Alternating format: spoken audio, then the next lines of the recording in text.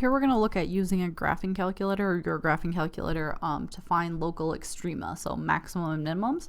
So first they give you a function. You want to make sure your calculator's on, go to where it says y equals, and we're going to type in the function.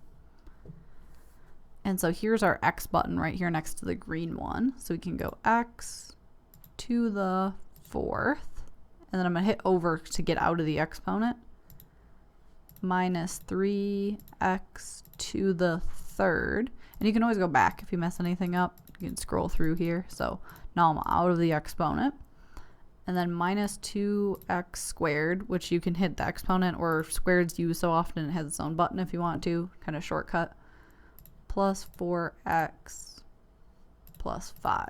And we'll hit enter.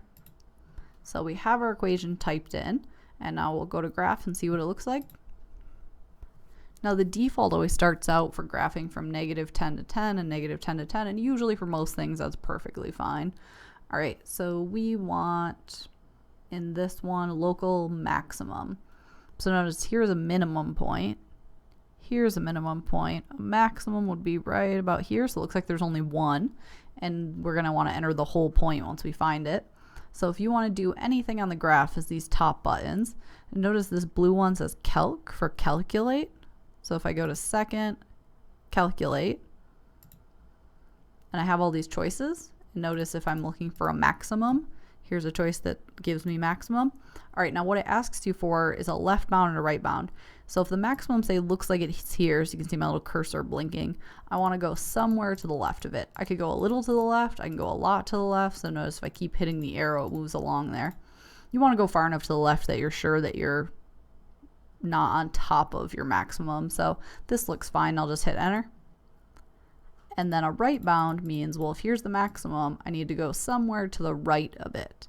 And how do I know I'm to the right and not focusing on like the up down of the function, the output? I'm moving the x to the right, or I'm using the right arrow so I can tell I'm moving right and now I'm moving left.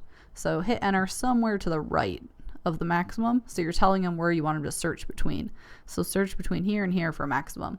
And then guess means just give them your best guess. Where does it look like the maximum is? So go somewhere close to it and hit enter. Now this is an approximation, right? It's not like if the answer is square root of 2, we'll get 1.4 or something. So these aren't perfect, but they ask you to round to the nearest hundredth. So now you have the 0.52, comma 6.19.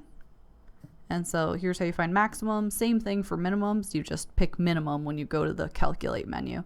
So there's the point approximately where there's a minimum.